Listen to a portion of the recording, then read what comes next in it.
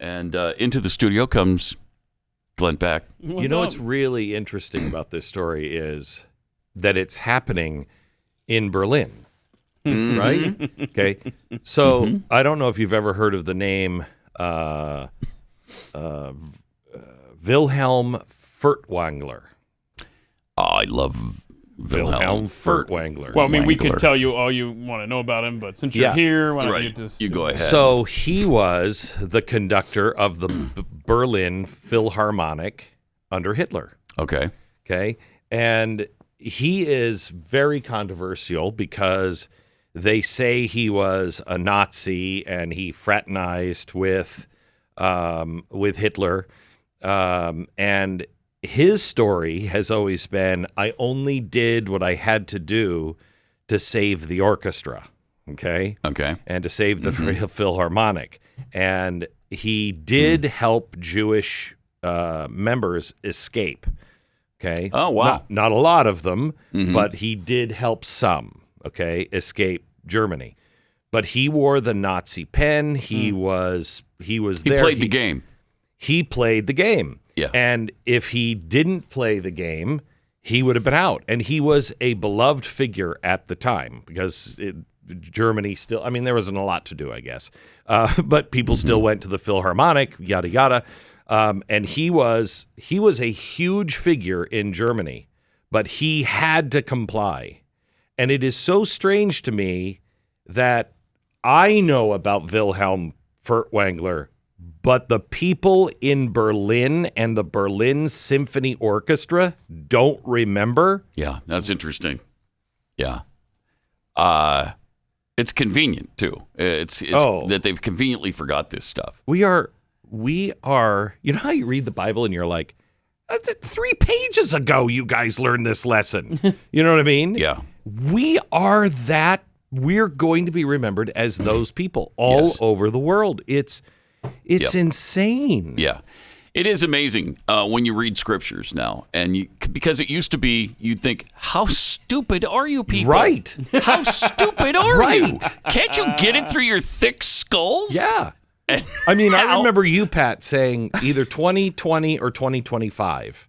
Which was it? It was around 2020, I think. Yeah. You said by 2020 our country's going to be falling apart and we will be in war. And I was the one who was looking at you going, are you out of your mind? There's no way that could happen. And you're like, you'd be surprised how fast we can fall apart. And it has surprised even me, though. It's taken my breath away. Yeah, it's and you and unreal. How many days? Every day, for how many days did we get down on our knees every day and pray? Yeah. And we saw this coming. And it still shocks you. It's shocking. Can you imagine how shocking this is to others who don't have the benefit of some sort of foreknowledge or at least knowing history? Yeah. And then on the other hand, there are people, Democrats, who are completely oblivious to it. They don't see anything wrong with what's going on now. They're fine. How many Americans are living in a total state of nirvana because they have Joe Biden in office and he's doing all the things that they want him to do, or many of them. So you know what I've heard from people recently is, I don't know, just something my gut says something is wrong. And they don't necessarily know what it is because they don't follow the news or whatever, but they just feel something's wrong. And I'm reminded of what's his name, Thomas Paine's letter in The American Crisis, where he says, you know, heaven knows how to attach a proper price to something as valuable as freedom. And if God gave us freedom, God gave us these rights, he would have installed an alarm system. Yeah. How many people are acting like that alarm, that car alarm that's going off that you don't even turn around and look at?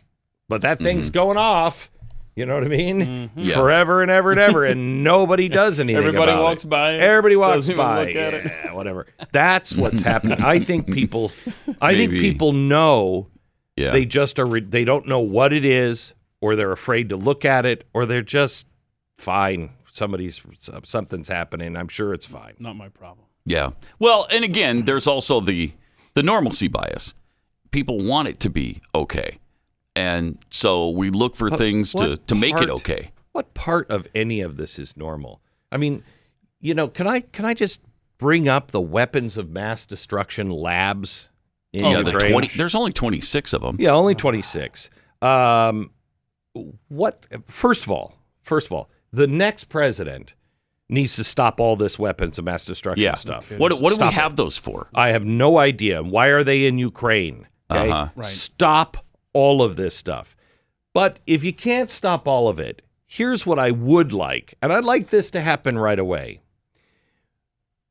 Just a big red button by the exit door that you hit on the way out, and it says incinerate. Right. The entire thing should incinerate. And how could they not? They're right next door to Russia. Right. Russia's already taken Crimea. Right. You think there's no chance they're coming in? No. Worse yet. How is it that Joe Biden has been telling us for months, I think he's coming in. Hey, Putin, come on in. I'm giving you a chance. Come on in. Mm-hmm. He's coming in. And you haven't dispatched, I don't know, 6 Navy SEALs? You haven't dispatched the entire team? Go in with a phosphorus grenade and incinerate. And wipe out all of those things. This is... Yeah. Can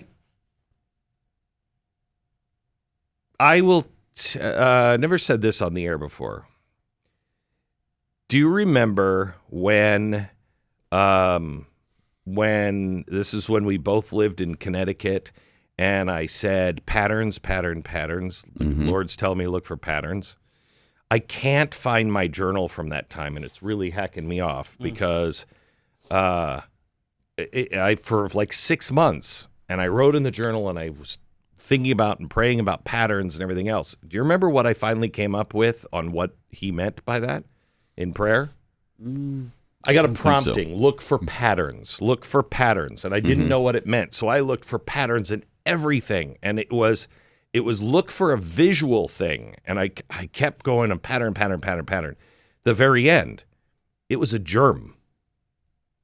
Okay? It was a disease of some sort. Wow. And that was the thing that was going to bring us down. And I still don't feel that it was COVID. I didn't bring this up before. I don't feel it's COVID. But now they're talking about, the Russians releasing something as a false flag, et cetera, et cetera. Yeah. That could be the germ. It could be the germ. That's not good. No, that's not good. Why don't we incinerate? Phosphorus grenade. I don't understand it.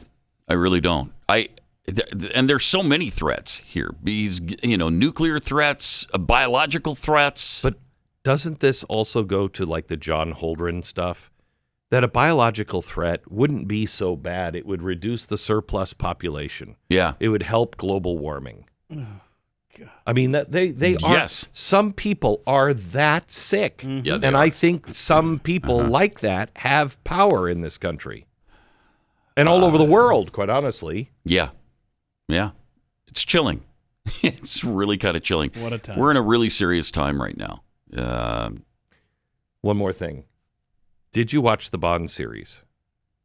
With Daniel Craig? No. You didn't? No, I'm not a big Bond fan. With Daniel Craig? I mean, I can understand not being a Bond fan because it's like so stupid and ridiculous and cheesy lines. Right, yes. Daniel Craig is great, but if you watch that, I really believe they were basing that whole series off of the kind of stuff that's happening today with the Great Reset.